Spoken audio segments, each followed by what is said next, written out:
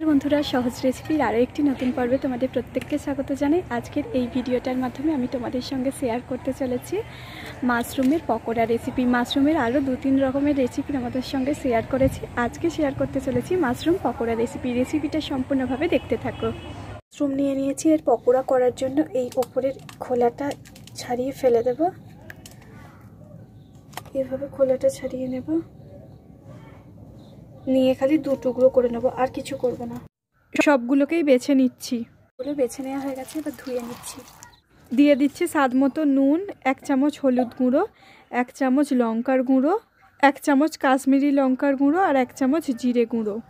100 গ্রাম cornflour নিয়ে নিয়েছি। এবার সবটাই দিয়ে দেব, অল্প অল্প করে দিয়ে ভালো করে মাখতে থাকবো যতক্ষণ না একটা আঠালো তৈরি হচ্ছে মিশ্রণটা, ততক্ষণ আমি কর্নফ্লাওয়ার দিতেই থাকবো। এবার সামান্য একটু জল দিয়ে দিচ্ছি, নইলে সমস্ত মাশরুমের সঙ্গে মিশছে না মশলাটা, তাই একটু জল দিয়ে আবারও আমি ভালো করে মেখে নিচ্ছি। এইভাবে 3 বারে আমি কর্নফ্লাওয়ারটা দিয়ে দিলাম, আর জল লেগেছে 1/2 কাপের মতো। এবার দিয়ে ভালো করে মিশিয়ে নেব।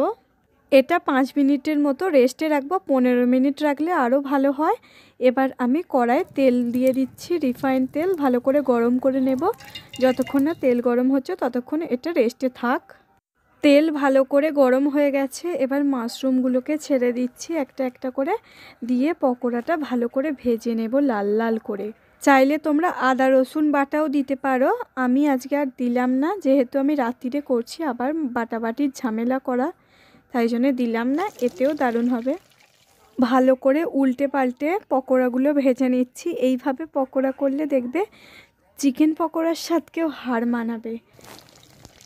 উল্টে পাল্টে ভালো করে ভেজে নিচ্ছি। এক একটা সাইড ভাজতে 5 মিনিট করে সময় লাগছে, 10 মিনিটের মধ্যে পুরো ভাজা কমপ্লিট। প্রথম ব্যাচের ভেজে নেওয়া হয়ে গেলে তুলে নিচ্ছি, পরের ব্যাচের আবারও ভেজে নিচ্ছি। এইভাবে দ্বিতীয় ব্যাচেও ভেজে নিলাম, দ্বিতীয় তৃতীয় করে সমস্তগুলোকে ভেজে নিয়েছি। এবার গরম গরম খাওয়ার পালা। সব ভাজা হয়ে গেছে, পকোড়াগুলো একদম রেডি হয়ে গেল। সমস্ত মাশরুমের পকোড়াগুলো একদম রেডি হয়ে গেল খাওয়ার জন্য। দেখো কতটা সুন্দর দেখতে হয়েছে। এদিকে কড়াইশুঁটির কচুরি নিয়ে নিয়েছি, কটা পকোড়া নিয়ে নিচ্ছি।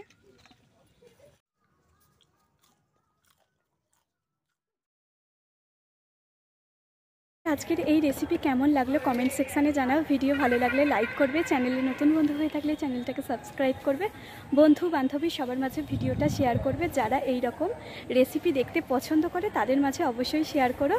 আর আমার চ্যানেলে নতুন বন্ধু হয়ে থাকলে চ্যানেলটাকে সাবস্ক্রাইব করো, পাশে থাকা বেল নোটিফিকেশানটা অন করতে ভুলবে না। আমি ফিরে আসবো অন্য কোনো এক রেসিপির সঙ্গে। ততক্ষণ সবাই সুস্থ থেকো, ভালো থেকো, সাবধানে থেকো।